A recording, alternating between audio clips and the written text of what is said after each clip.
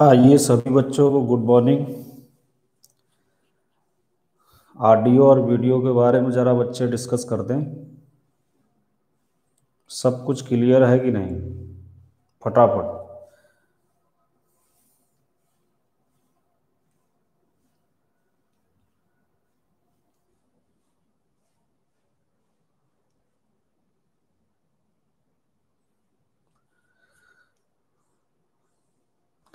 चलिए फिर आज के सेशन को स्टार्ट करते हैं। कल जो मैंने अपना सेशन जहाँ पे छोड़ रखा था आज वहीं से पढ़ेंगे। आज हम लोग व्हीट स्टोन सेत के उपयोग पढ़ने वाले हैं। व्हीट स्टोन सेत का उपयोग कहाँ होता है, ठीक है।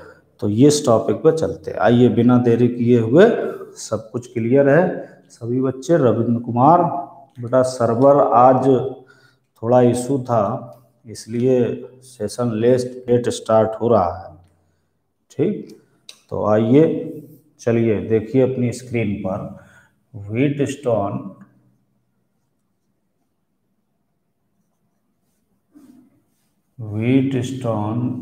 सेतु के उपयोग, व्हीट स्टोन सेतु के उपयोग। तो देखो, व्हीट स्टोन सेतु के सिद्धांत पर आधारित अज्ञात प्रतिरोध ज्ञात करने के लिए दो उपकरण हैं। नंबर एक, पोस्ट ऑफिस बॉक्स, यानी ये भी आपके व्हीट स्टोन सेतु पर आधारित है, पोस्ट ऑफिस बॉक्स। और दूसरा नंबर है मीटर सेतु।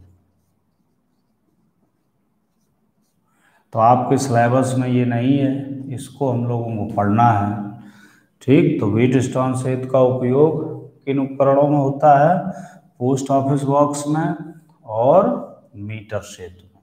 तो आज हम लोग पढ़ेंगे इसमें मीटर सेतु, इसका हमें अध्ययन करना है।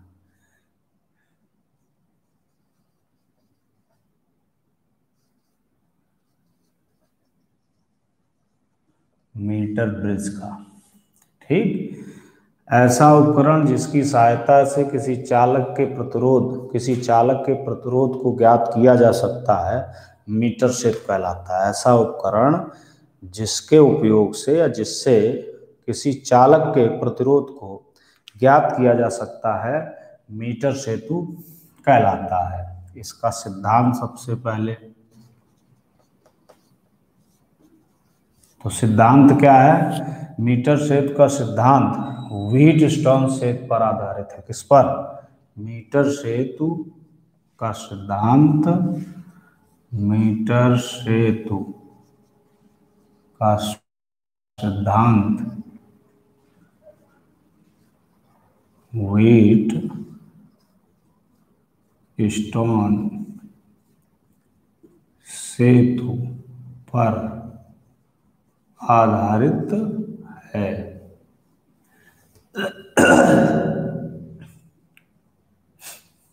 ठीक, इसका सिद्धांत व्हीट स्टोन सेतु पर आधारित है। व्हीट स्टोन सेतु का क्या रिजल्ट होता है? संतुलन की स्थिति में P/Q = R/S, ठीक। तो बीच वाले रेजिस्टेंस में फिर धारा प्रवाहित नहीं होती, यानी गैल्वेनोमीटर में धारा प्रवाहित नहीं होती। तो देखो, अब इसमें परिपथ का समायोजन, तो बेटा जब परिपथ का समायोजन करेंगे, ठीक, तो इसका एक परिपथ का समायोजन चित्र में दर्शा रहे हैं, जिसमें 1 मीटर लंबा कांस्टेंटन या मैग्निन का तार उपयोग किया जाता है। मैग्निन या कांस्टेंटन का तार उपयोग किया जाता है। देखिए किस तरीके से इसका सर्किट होगा, वो इसको मैं ऐसे बना दे रही है, बनाने का तरीका।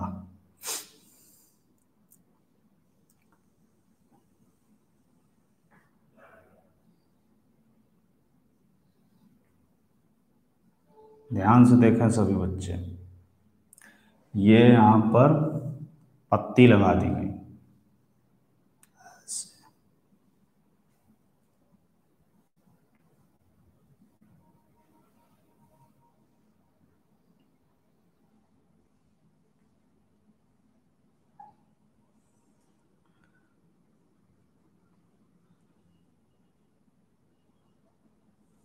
ये ठीक। तो इन पत्तियों पर ये 1 मीटर लंबा तार लगाया जाता है, इन पर 1 मीटर लंबा तार। ठीक है, इसको हम लोग ए सी, बीच में कहीं बी पॉइंट रहेगा, इसको ए सी तार लिख लेते हैं। इसके बाद इसमें एक बीच में यहाँ पर एक टर्मिनल बना होता है। ये इन टर्मिनल को एक सेल से, किससे, एक सेल से, ठीक, एक सेल के माध्यम से जोड़ दिया जाता है। एक सेल लगा दिया जाएगा ऐसा। और इसके बाद इसमें आप एक रियोस्टेट डाल सकते हैं, धारा नियंत्रक बना सकते हैं कि मान लो एक धारा नियंत्रक लगा दिया, धारा को कंट्रोल करने वाला। किसको, धारा को कंट्रोल करने वाला, जिससे सेल से बहुत अधिक धारा ना प्रवाहित हो। ठीक, तो इस पर एक ऐसे धारा नियंत्रक, इसको हम एक धारा नियंत्रक बोलते हैं, और यहाँ पे लगा देते हैं एक कुंजी के। ठीक है, और ऐसे ला के इस टर्मिनल से इस वायर को, ये यहाँ पे ऐसे लगे रहते हैं, तो जब आप 3D फिगर इसका देखेंगे तो ये वायर होते हैं। ठीक, ये क्या है, ये है धारा नियंत्रक, रियोस्टेट जिसको बोलते हैं। ठीक, ये हो गया प्लस, ये माइनस, ये हो गया आपका सेल, इसको क्या कहेंगे, सेल। ये जो वायर है इसकी लेंथ 100 सेंटीमीटर होती है बेटा। कितनी, 100 सेंटीमीटर। ये 100 सेंटीमीटर है। ठीक, देखते जाइए किस तरीके के सर्किट को जोड़ रहे हैं। एक ये टर्मिनल है, एक ये टर्मिनल है, इसमें सेल, रियोस्टेट, ये सब लगा दिया। तो जब इस तरीके लगा दिया, अब आइए ऊपर, इसमें 2 भाग होते हैं ऊपर।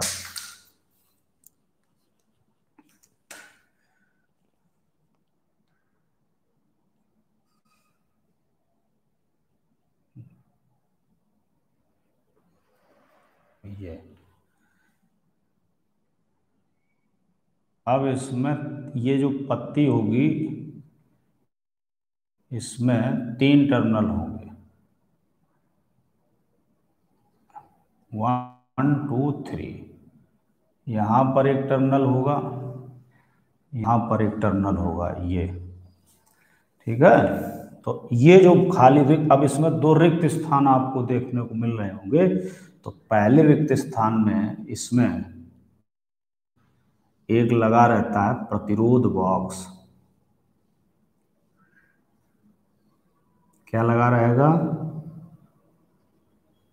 प्रतिरोध बॉक्स। इसको क्या बोलते हैं, प्रतिरोध बॉक्स।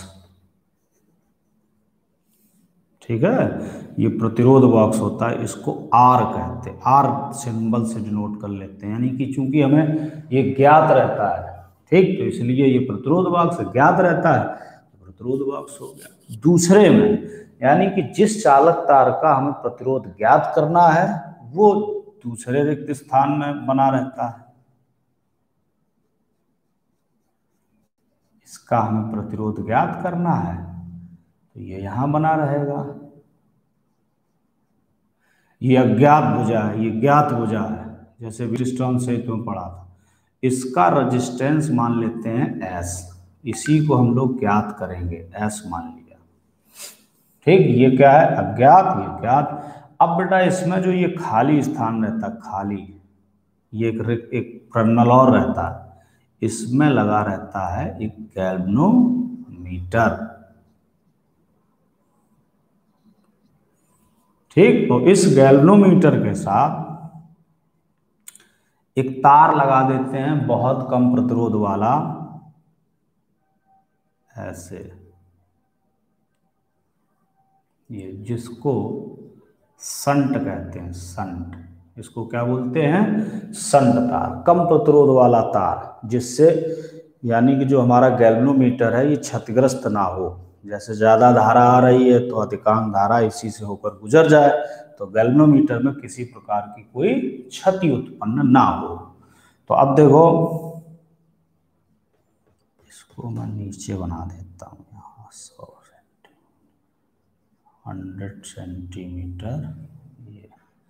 इसके बाद ये यहाँ से एक जॉकी में आएगा, ये यहाँ पर एक होती है जिसको आप लोग प्रैक्टिकल में लैब में देखेंगे, इसको जॉकी कहते हैं। जॉकी क्या कहते हैं? जॉकी, या इस तरीके से बिंदी लगा, इसको जॉकी बोलते हैं। क्या बोलते हैं? जॉकी कहेंगे। ठीक, अगर इसमें दिक्कत हो ऐसे चंद रहता है यहाँ, जॉकी। ये जहां पर टच होगी, जैसे यहाँ पर मिल गई, तो यही टर्मिनल आपका बन जाएगा बी। यही टर्मिनल क्या बन जाएगा? बी। ये बी बन जाएगा। तो ये ए, बी और सी, इस तरीके से ये टर्मिनल बन जाएंगे। तो इसने यहाँ पर इसको टच किया, तो इसका मतलब जब यहाँ पे ये टच किया तो उस समय गैल्वेनोमीटर में किसी प्रकार का कोई विक्षेप नहीं होगा, अर्थात ठीक ये सेतु जो होगा ये संतुलन की कंडीशन में होगा। तो अब मान लो इसको हम बोलते हैं पी, ये वाला भाग पी, और ये बोलते हैं जो यहाँ से शेष है उसको बोलते हैं क्यू। ठीक है। अब ए बी की लंबाई को, जो ए और बी की लंबाई है उसको माना जाता है एल। यहाँ तक की लंबाई ये एल, और इसके बाद की लंबाई अपने आप समझ गए होगे क्या हो जाती है? 100 माइनस एल। ये हो गया क्यू का टर्मिनल। ये पी का है, ए बी भाग पी और बी सी भाग क्यू। तो ये इसका फिगर है। अब बच्चे बताओ, इसमें फिगर में समझ में आ रहा सभी को? किसी कोई दिक्कत तो नहीं? बोलो बेटा जल्दी से।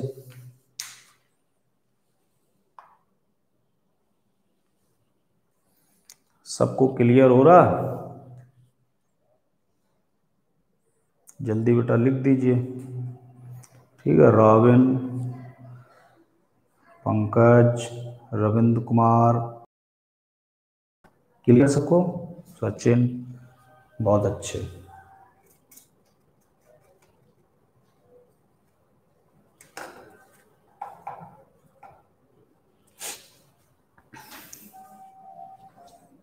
कुलदीप आ गया, बहुत अच्छे बेटा। ठीक, अब देखो ये हो गया परिपथ का समायोजन। अब हमें इसी परिपथ से इस एस का मान निकालना है, यानी कि अज्ञात प्रतिरोध ज्ञात करना है। ये होता है चालक तार,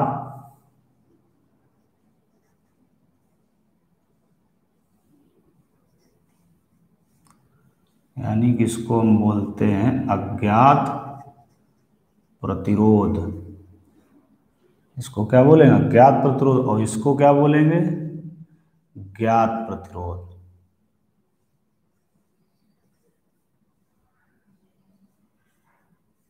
ये हमें ज्ञात रहता, परपथ में तो नहीं, हम कुंजी निकालते हैं तो वो रेजिस्टेंस लग जाता है। तो जब ये संतुलित है, और संतुलित कब होगा? जब इस पर, इसमें हम लिख देते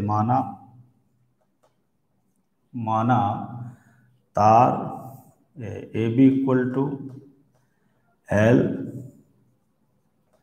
तब बी सी इक्वल टू हो जाएगा 100 माइनस एल। ठीक है, A B equal to L तो B C equal to 100 minus L, तथा ए बी का प्रतिरोध P व बी सी का प्रतिरोध Q है।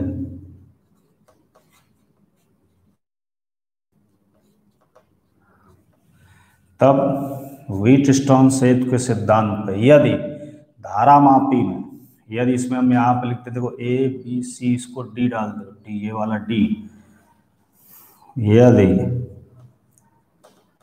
धारामापी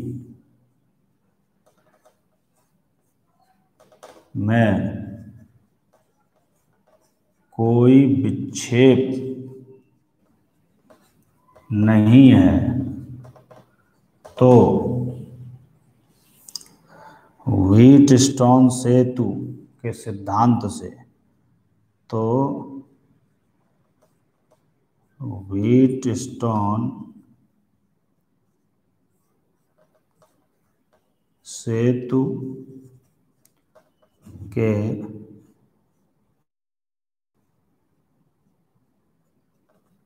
सिद्धांत से, तो व्हीटस्टोन सेतु का सिद्धांत क्या है? P upon Q equal to R upon S. तो P upon Q equal to R upon S. अब देखो हमें मान किसका निकालना? एस का। तो एस इक्वल टू हो जाएगा, ये इधर आएगा तो रिजल्ट क्या बन जाएगा? R into Q upon P. R into Q upon P, इसको डाल दीजिए आप इक्वेशन फर्स्ट। हमें इसकी वैल्यू निकालनी है। अब आप लोगों ने प्रतिरोध के मान पढ़े थे। जैसे मान लो तार की लंबाई जो है ये 100 सेंटीमीटर है, ठीक। तो अब हमें जैसे मान लो इतने भाग का प्रतिरोध निकालना हो, तो इसकी लंबाई हम लोगों ने L मान रखी हो, इसकी लंबाई हो गई 100 माइनस L। तो इसमें हम लिख सकते हैं, देखो चित्रानुसार तार की लंबाई AB का प्रतिरोध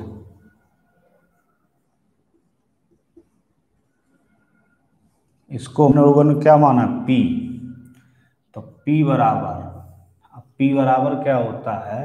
जैसे R बराबर हम लोगों ने पढ़ा रो L अपॉन ए। तो P बराबर इसको हम अगर मान लें, इसको रो L अपॉन ए, तो जो ये A है, वेयर रो तार के पदार्थ का विशिष्ट प्रतिरोध, ठीक। और ए तार का अनुप्रस्थ परिच्छेद। ए जो है ये क्या है?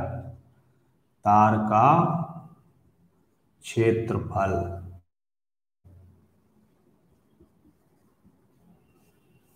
ठीक। तो अब ये P बराबर रो L अपॉन ए हो गया। इसी प्रकार Q इक्वल टू हो जाएगा रो 100 माइनस L अपॉन ए। ध्यान देना, यहाँ पे लंबाई L थी तो हमने P इक्वल टू लिखा रो, ये एक सूत्र आप लोगों ने पढ़ा होगा, R रो L अपॉन ए, ये पढ़ा है। इसी के आधार पर P प्रतिरोध माना है तो P का मान लिखना है। तो P बराबर रो L अपॉन ए, और Q बराबर हो जाएगा, क्योंकि यहाँ पे इसकी लंबाई 100 माइनस 100 माइनस L है, तो इसमें हो जाएगी Q equal to rho 100 minus L upon A, ठीक। तो अब ये देखो Q का मान है, P का मान है, और R हमें ज्ञात रहता है, ठीक है। तो क्या लिखेंगे? फ्रॉम Q ऊपर रखना है, ऐसे रखना है, फ्रॉम इक्वेशन फर्स्ट। तो S equal to R, Q की जगह क्या लिखेंगे? Rho 100 minus L upon A, और बटे में रो L अपॉन ए। तो ए से ए कैंसिल हो गया, रो से रो कैंसिल हो गया, तो एस इक्वल टू आर, अंदर बचा 100 माइनस L अपॉन एल। ये इसका फार्मूला बन जाएगा अज्ञात प्रतिरोध का। तो ये हो गया बेटा मीटर सेतु। सबको समझ में आ गया कि नहीं?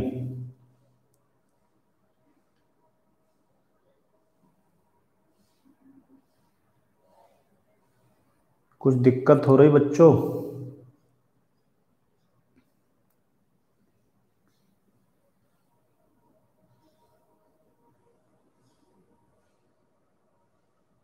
प्रांजल एक बार और समझा दीजिए, ठीक है।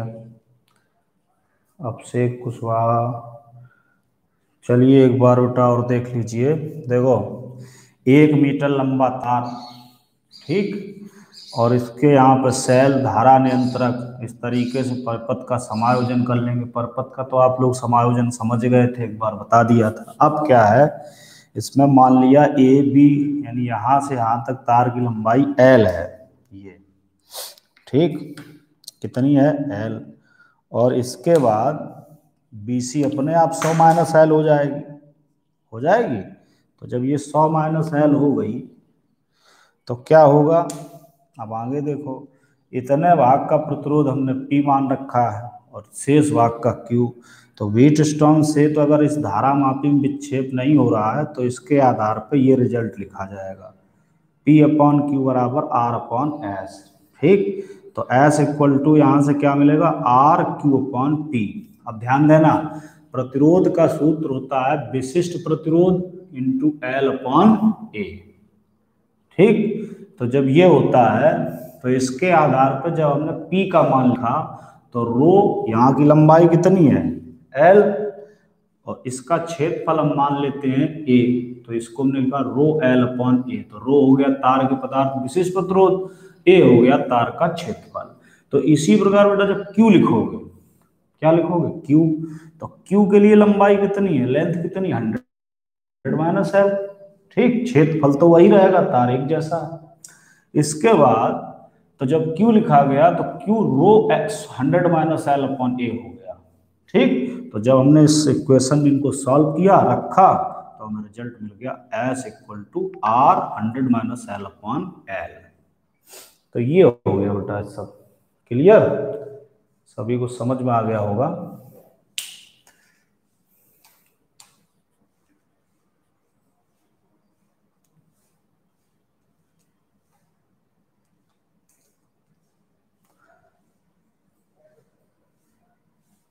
सभी को क्लियर हो गया, बताओ जल्दी।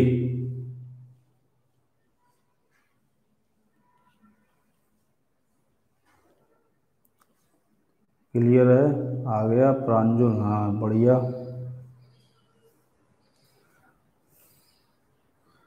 चलिए, और किसी को कोई इसमें दिक्कत हो रही हो तो पूछ ले अभी जल्दी से।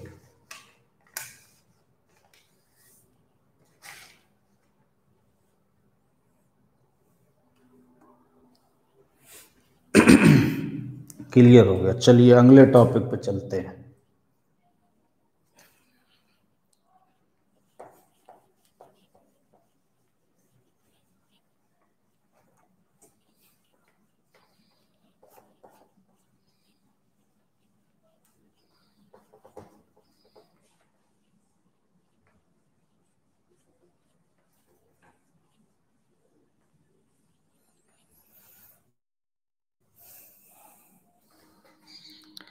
अगला टॉपिक है व्हीटस्टोन सेतु, सॉरी विभव माप। अगला टॉपिक है विभव मापी। कौन सा, विभव मापी।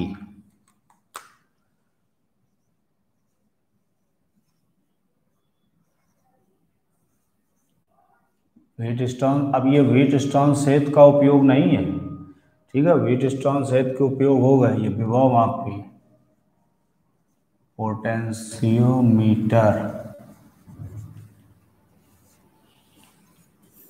ठीक है, ये विभव मापी है।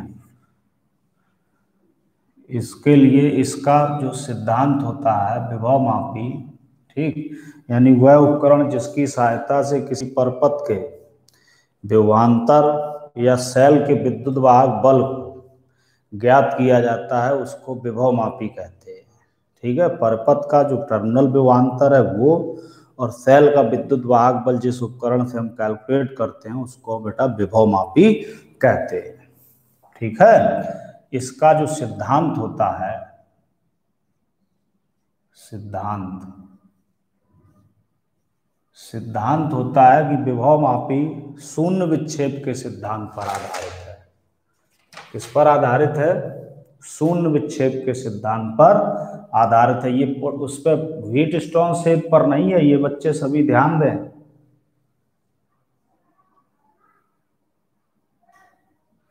ये जो है शून्य विक्षेप के सिद्धांत पर नहीं है, ये किस पर है बेटा, सॉरी, ये व्हीटस्टोन के सिद्धांत पर नहीं है, ये शून्य विक्षेप के सिद्धांत पर आधारित है। शून्य विक्षेप यानी कि ये ऐसा आप कहोगे शून्य विक्षेप क्या है? शून्य विक्षेप ये है जैसे गैल्वेनोमीटर में धारा जब नहीं बहती है तो उस समय परपथ में सेल धारा नहीं दे रहा होता है, ठीक है, उस समय धारा सेल रिलीज नहीं करेगा, तो उस स्थिति को हम शून्य विक्षेप बोलते हैं। तो इसका सिद्धांत जो है शून्य विक्षेप के सिद्धांत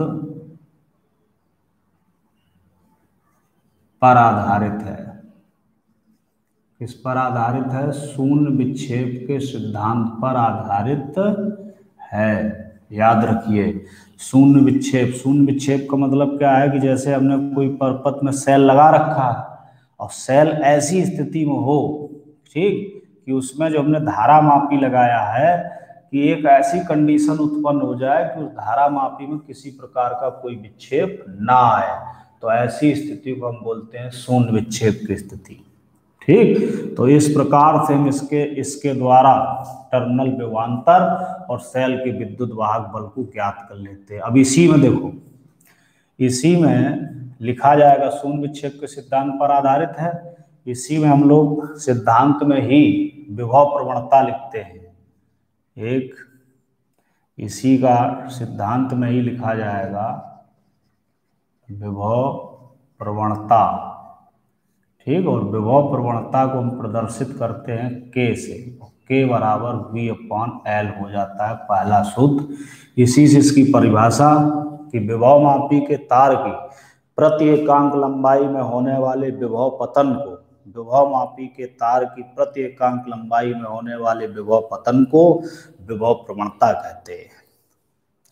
समझ गए बेटा? विभव मापी के तार की प्रति एकांक लंबाई में होने वाले विभव पतन को विभव प्रवणता कहते हैं। इसे K से प्रदर्शित करते हैं, K = V/L, यानी कि ये V हो गया विभव पतन, L हो गई तार की लंबाई। इसी से हम V = KL लिख सकते हैं, जहाँ ये K जो है ये क्या है?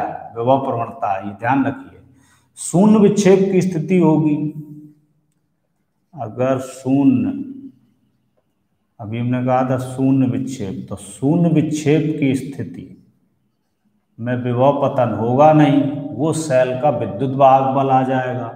शून्य विक्षेप की स्थिति में K = E/L लिखा जाएगा। क्या लिखा जाएगा? E/L। विभव पतन यानी V के स्थान पर क्या हो जाएगा? E/L। तो इससे E = क्या मिलेगा? KL। ठीक है, ये शून्य विक्षेप की स्थिति में, और जब ये सेल से धारा ले रहे हूं तो उस स्थिति में। ठीक, अब अगर यहीं पर तार की लंबाई L है, ठीक है, और मान लो कोई हमने बहुत बड़ा तार लिया, उसका प्रतिरोध है कैपिटल R। कितना है? Capital R। और उसमें एक सेल द्वारा या बैटरी द्वारा धारा जा रही है I। क्या जा रही है? धारा I। ठीक है, तो जब धारा आई जा रही है, जैसे मान लो सपोज करो ये तार है, सभी बच्चे देखें स्क्रीन पर ध्यान से, ये एक वायर है ये, ठीक, और इसकी पूरी लंबाई है L, ध्यान देना, और इसका प्रतिरोध है R। कितना है प्रतिरोध? R। तो एकांक लंबाई का प्रतिरोध क्या बनेगा? एकांक लंबाई का प्रतिरोध बनेगा, यहाँ पर ध्यान, अभी कंफ्यूजन हो जाएगा आप लोगों को। एकांक लंबाई का प्रतिरोध जो होता है वो रो से प्रदर्शित किया जाता है। तो आप अगर इसमें पूरी लंबाई का भाग इस प्रतिरोध में लगा दें तो एकांक लंबाई का प्रतिरोध मिल जाएगा। यहाँ पे एकांक लंबाई का भी विशेष प्रतिरोध नहीं है, यहाँ एकांक लंबाई का प्रतिरोध है, इसको रो से प्रदर्शित करते हैं, रो = R/L लिख सकते हैं। ठीक, अब इसमें धारा जा रही है I, तो आप लोग ये जानते हो कि जैसे मान लो धारा जा रही I और इसका प्रतिरोध है R, तो इसके सिरों का विभव पता नहीं, अब पोटेंशियल कितना बन जाएगा, V equal to I R हो जाएगा। तो V equal to I R. तो जब आप इसमें ये रिजल्ट पुटअप कर देंगे तो K equal to I into R upon L, और आर अपॉन एल के स्थान पर क्या लिखा जा सकता, आई रो। ये सवालों में उपयोग किया जाता है। आई जो है, आई विभव मापी के तार में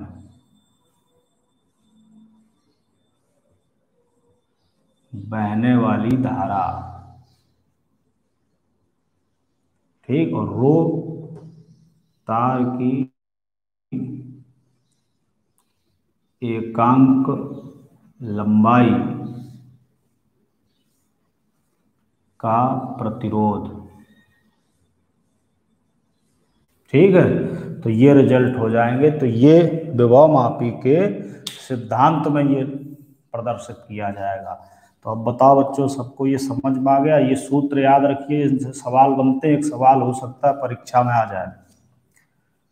ठीक, बताइए बेटा जल्दी से कमेंट करके। उमंग, रविंद्र कुमार, नागेंद्र, प्रांजल, जल्दी बताओ बेटा। क्लियर हो गया? इनके ये सूत्र याद रखेंगे। पंकज, ठीक है, सचिन, कुलदीप, इनके ये सूत्र याद रखोगे। ये विभव मापी का सिद्धांत है। ठीक है, समझ रहे हो? यही इसमें मेन है। इसके बाद इसका अगर हम प्रायोगिक समायोजन करें तो देखो वो समायोजन क्या होगा। इसको हम थोड़ा इरेज कर दे रहे हैं, यहीं पास पास लिखते हैं। K equal to V upon L होता है। ठीक, शून्य विक्षेप में K equal to E upon L होता है, या K equal to I rho होता है। ये रो याद रखिए, ये क्या है, एकांक लंबाई का प्रतिरोध। ठीक, अब सबको क्लियर हो गया। अब इसका हम लोग समायोजन करते हैं। देखो, समायोजन एक फिगर बनाते हैं, प्रायोगिक समायोजन।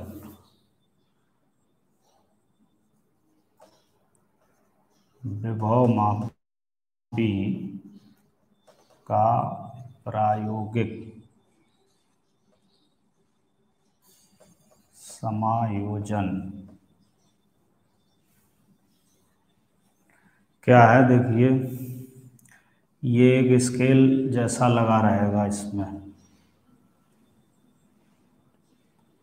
तो स्केल के मापन को आप लोग सभी समझते हैं कि जैसे 1 2 3 4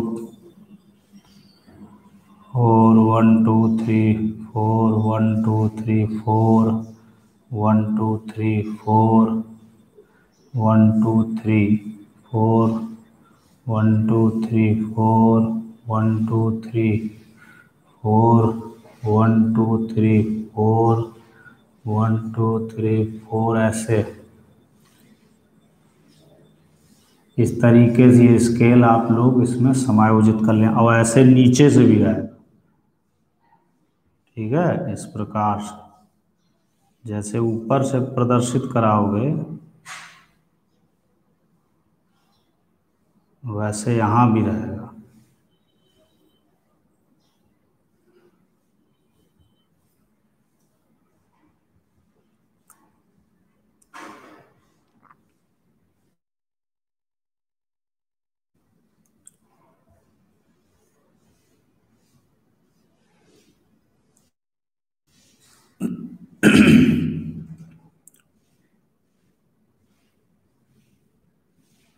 ये बन गया।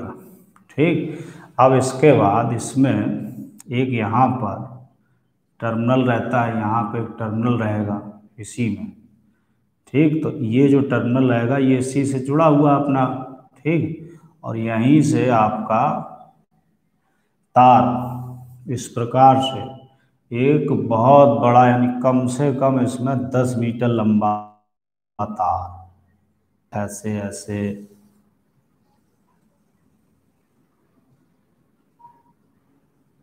ऐसे घूमता हुआ इस प्रकार से चलता रहेगा। ये कितने मीटर लंबा तार होगा? 10 मीटर। ठीक है, ये 10 मीटर लंबा तार इसमें रहेगा और इसका एक टर्मिनल यहाँ हो जाएगा। एक ये हो गया, तो इसको बेटा मान लेते हैं ए टर्मिनल, और इसको मानेंगे जो दूसरा होगा उसको मान लेते हैं बी टर्मिनल। तो इसको कौन सा टर्मिनल मान लोगे? ए, और इसको बी। ठीक, बनाने में कुछ नहीं, बहुत खास नहीं है, ध्यान से बस देखते जाओ। इस तरीके से आपने ऐसे बना लिया। इस तार की लंबाई क्या है? 10 मीटर। अब इसमें जो धारा का समायोजन होगा वो ऐसे होगा, सॉरी, ऐसे धारा जाएगी, फिर ऐसे आएगी, फिर ऐसे जाएगी, फिर ऐसे आएगी, फिर ऐसे जाएगी, और फिर ऐसे आएगी। ठीक है, तो ए टर्मिनल जो है इस पर एक बैटरी, ए टर्मिनल पर क्या लगा दिया जाता है? एक बैटरी जोड़ दी जाती है। बैटरी, बैटरी का मतलब क्या होता है? जिसमें कई सेल जुड़े हों, minus plus minus plus minus plus. मान लो ये बैटरी है, ये माइनस हो गया, ये प्लस हो गया, ये बैटरी यहाँ लगा दी गई। ये प्रायोगिक समायोजन है कि जब आपको ऐसा विभव मापी मिल जाएगा तो आप लोग उसमें बैटरी और ये सेल धारा नियंत्रक किस प्रकार से ऐड करेंगे। ठीक है, तो अब ये क्या है, इसमें लगभग 10 मीटर लंबा तार है। ये इसमें नापने के लिए जॉकी का पाठ्यांक लगा रहता है। तो अब देखो, इसके बाद एक जब बैटरी लगी हो या कहीं पर पथ बनाया जाता है तो याद रखिए एक कुंजी का उपयोग कर देते हैं। ये हो गई कुंजी। ठीक, और इसके बाद इसमें बेटा धारा नियंत्रक लगा दिया जाता है। क्या लगाया जाता है? धारा नियंत्रक। और धारा नियंत्रक का ये सिंबल होता है, इसको आप लोग क्या कहेंगे? धारा नियंत्रक बोलेंगे। और ये अंग्रेजी में रियोस्टेट बोलते हैं इसको।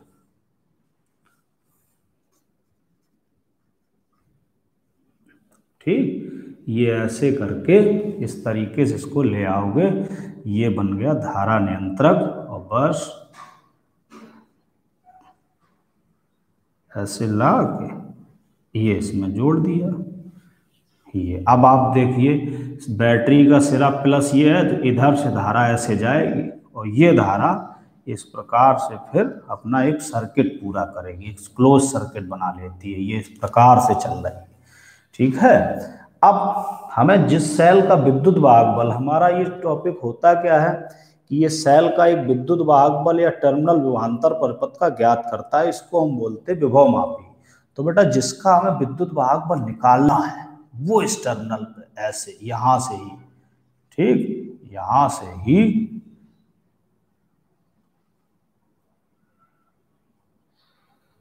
ये यहां लाओगे। और जिस सेल का विद्युत वाहक बल आपको निकालना है तो ये वाला सिरा ध्यान रखो, जहां पर बैटरी का धनात्मक टर्मिनल जोड़ो, जिस सेल का विद्युत वाहक बल निकालना हो उस सेल का भी धनात्मक टर्मिनल उसी से ऐड कर दीजिए। ठीक है, समझ गए? तो क्या है, यहाँ पर सेल लगाएंगे और सेल का जिसका हमें विद्युत वाहक बल निकालना है उसका धनात्मक टर्मिनल ए से ऐड कर देंगे। ये हो गया प्लस माइनस, इसका विद्युत वाहक बल है ई। ठीक है, अब आगे मैंने कहा था सेल हो बैटरी हो, तो जब धारा हम इससे लेंगे तो अब ये वाला दो कुंजी हो जाएंगे, तो इसको K1 मान लो और इसको K2 मान लो। अब ऐसे लाओ, अब ये टर्मिनल ये तो इस सर्किट का, तो इसने तो इसमें धारा प्रवाहित कर दी। अब इस सेल का टर्मिनल पूर्ण नहीं हुआ तो इसमें बेटा क्या लगा रहता है? एक गैल्वेनोमीटर। समझ रहे होगे? और जब गैल्वेनोमीटर होगा तो उसके साथ एक कम प्रतिरोध वाला तार लगा होगा। क्या लगा होगा? कम प्रतिरोध वाला तार, जिसको नाम दिया था क्या कहते हैं? संट। क्या बोलते हैं? संट। यानी इसका प्रतिरोध कम है, इसलिए इसको संट कहते हैं। इसको क्या कहते हैं? संट। सभी बच्चे ध्यान दें, ये गांव की कहावतों में लोग कहते हैं ना, संट गए क्या? यानी कि उसका प्रतिरोध क्या होता है? बहुत कम, रेजिस्टेंस उसका समाप्त हो जाता है। ठीक है, नगन रेजिस्टेंस माना जाता है। तो अब क्या हुआ? ये संट तार है। इस संट तार के गैल्वेनोमीटर के बाद अब इसमें एक लगी होगी जॉकी। क्या लगी होगी? जॉकी। और वो जॉकी किसी तार को टच करेगी। ये क्या है? इसको हम बोलते हैं जॉकी। तो जहां बेटा तार को ये टच करेगी वही स्थिति हो जाएगी शून्य विक्षेप की स्थिति। वही कौन कहलाएगी? शून्य विक्षेप की स्थिति। ठीक है, तो ये हो गई जॉकी। ये क्या था? ये हो गया तार। तो ये आपका हो गया व्हीटस्टोन सेट का प्रायोगिक समायोजन। बताओ बेटा, ये समझ में आ गया? ऐसे जोड़ लेंगे। ठीक, इसमें फिगर में अगर ना समझ में आ रहा हो, ये प्रैक्टिकली है। बताइए जल्दी फटाफट। अनुराग, कुलदीप, उमंग, निखिल यादव, जल्दी बोले। नागेन, प्रांजुल, क्लियर हो गया?